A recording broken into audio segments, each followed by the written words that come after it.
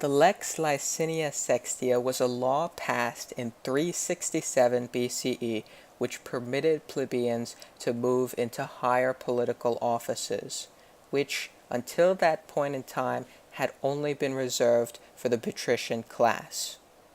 This was one of the few reforms not directly linked to one of the secession of the plebeians. In the interest, though, of having a more complete narrative of early Roman history, I will briefly discuss some of these secessions. The third secession of the plebs actually had more to do with the Lex Consulii, which was a political reform in 445 BCE, which provided or allowed for intermarriage between patricians and plebeians. The fourth secession was a minor military revolt in 342 BCE. Note that that is after the passage of the Lex Licinia-Sextia. The passage of this reform was championed by two tribunes, C. Licinius Stolo and Lucius Sextius. The latter became the first plebeian consul in 366 BCE. Another important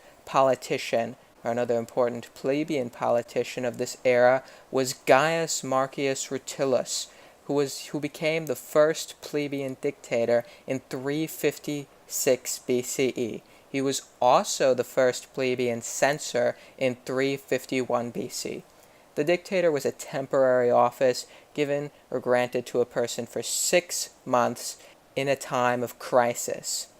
The censor, on the other hand, was an office elected every 5 years for a short period of time.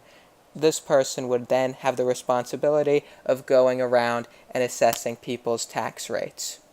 The first plebeian praetor was Q. Publilius Philo in 337 BCE. In modern terms, a praetor is essentially a judge. I hope this visualization provides a helpful overview of the continued struggle of the plebeians to gain political rights in the Roman system, specifically the cursus honorum for many of these offices. Thank you for listening.